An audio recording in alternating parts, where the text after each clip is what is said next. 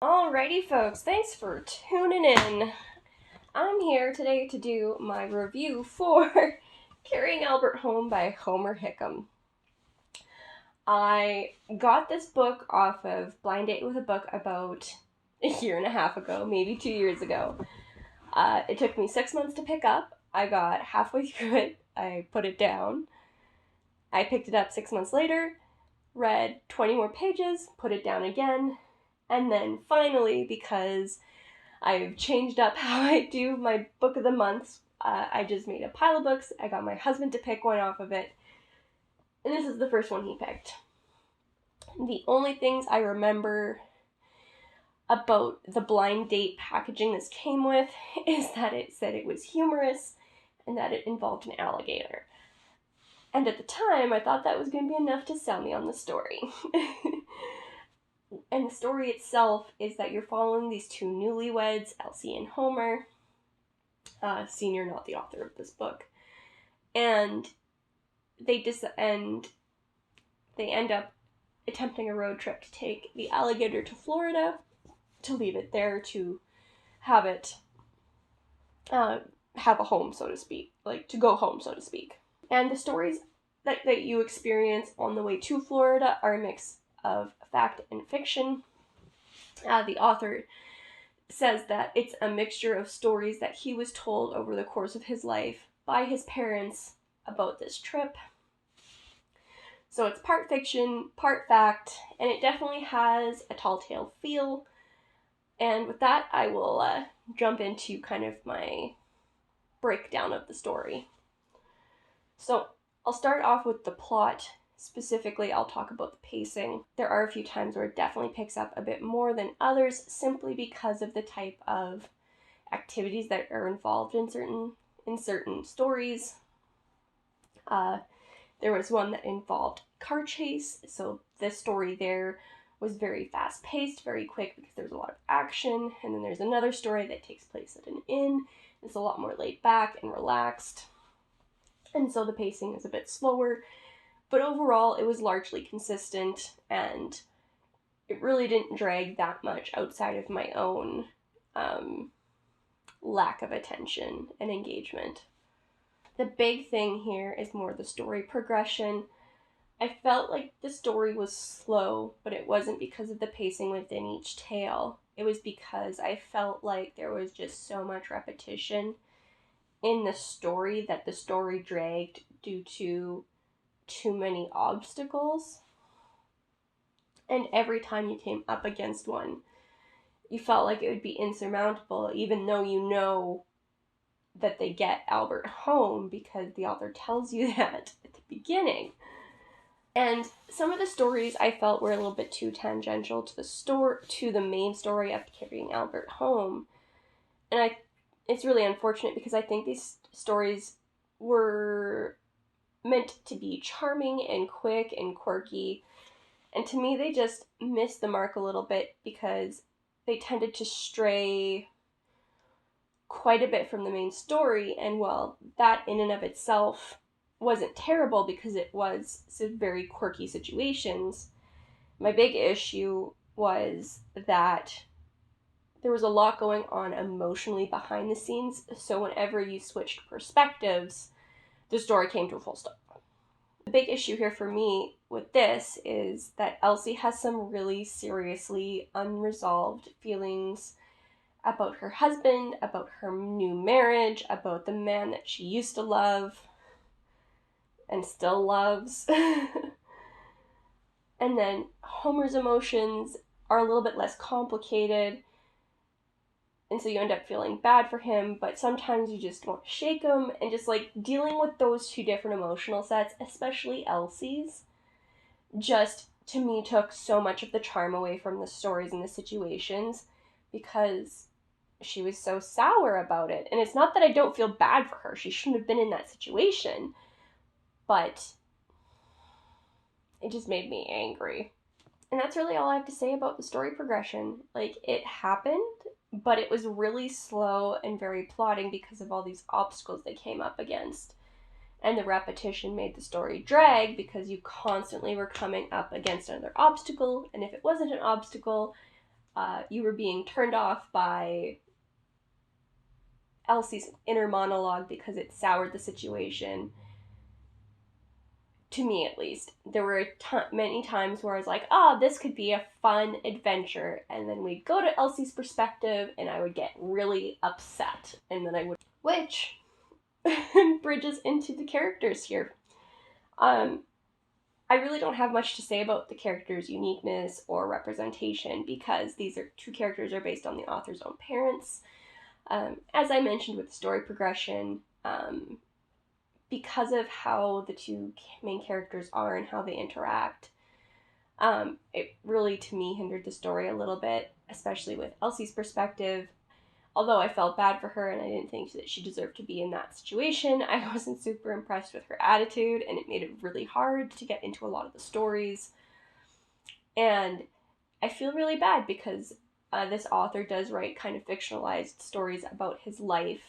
He wrote, I think it was Rocket Boys, that ended up becoming October Sky. And I've been told Elsie there is brilliant. And I'm sure that some of that has to do with the fact that she's not a newlywed. And very young and just not happy with the course her life took. But alrighty. So now on to my pros and cons and then my wrap up before I finish off with book club questions.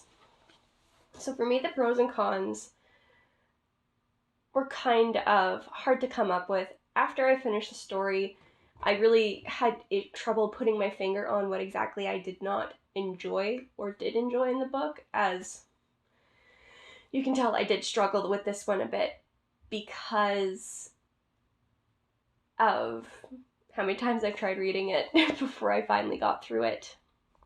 One pro I had was I liked the travel aspect of the story. I liked that you constantly got new settings and got to meet new people, especially since I didn't care for Elsie. It was nice to have extra people in the cast. And it was really fun visiting interesting places and meeting interesting people. My second positive is that I enjoyed the overall idea of the stories, even if I didn't enjoy the story itself, because I really do enjoy the idea of mixing reality and fiction this way. I love that kind of tall tale feel and the idea that storytelling to your kids just adds this extra element that you want to add to the story. And I just really enjoyed the whimsical aspect of that where I could. However, that'll lead me to my two cons for this story. And the first one is that I really had a hard time connecting to Elsie and Homer. More so Elsie than Homer. And while I pitied for them and felt angry with them, I didn't really feel like the story they were in was their story. It more felt like they were telling someone else's story and then saying they were in it. And so even though I enjoyed like the tall tale element, the characters were hard for me to connect to and really enjoy. And character work is something I'm particularly fond of. My second negative is, despite enjoying the tall tale feel, I found it really hard to get invested in the story itself on top of the characters, because I would start off really excited for each new adventure, and by the time you got to Elsie's perspective and heard her internal monologue, it would set me up to be upset, because Elsie would be like, oh, look at this adventure, and then she'd go, oh, but Homer's being a stick in the mud. Then she'd be like, oh, my ex-lover wasn't like this, and then she'd contemplate leaving her husband, which is fine, and I don't think it should be held against her, because I was not happy with how she got into that situation either. I do feel bad for her, but at the same time, she made the choice to be there. She should either just make the choice to leave or figure out how to be happy there. Anyway, so just having that in every single story was really hard to read, especially when you were getting to see Homer, and some of what she was complaining about wasn't really deserved. And so that wraps up my pros and cons, and I'll move up onto the actual wrap up here. I'm sure this won't come as a surprise to anybody who's listening to this, but this book is a pretty middle of the road for me. There were some things I really liked, however, there were a lot of things that I did not enjoy. And so this book is a 2.5 out of 5 stars for me.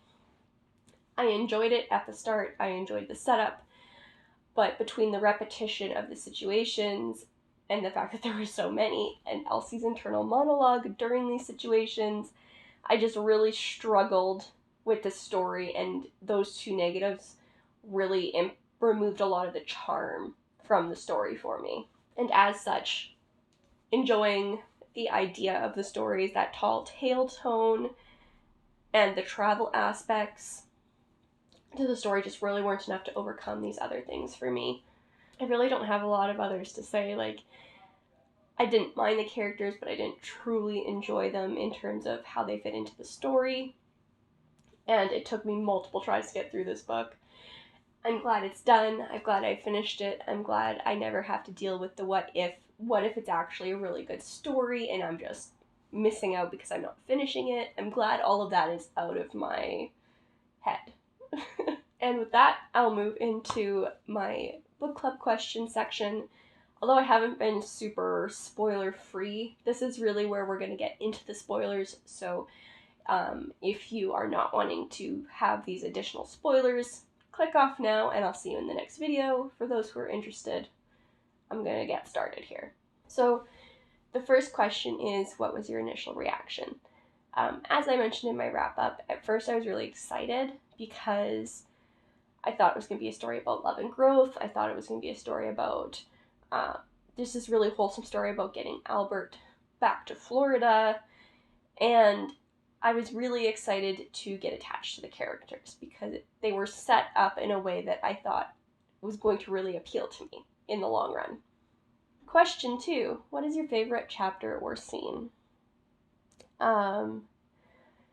I really enjoyed when they got to Florida the first time. So when Homer was working on the railroad, it was fun. There was some excitement. To me, it really firmly established Homer's character. It was pretty established through most of the book, but like when they got to Florida the first time, that's where it really hit home exactly what kind of person Homer was and how his love for Albert actually existed. And yeah, no, it was a very good experience, that section in Florida. Question 3, how did the characters change throughout the story? They grew up a little bit, and because of their traveling, they were able to expand their horizons a little bit. I know by the end of the story, it's kind of implied that Elsie has changed her mind about Homer, but I don't actually think that's the case based on where it left off. I'm still not convinced that she loves him or that she wants to go back to Colwood. I think that's just where she's going to end up, and she's upset and needs to be close to her parents.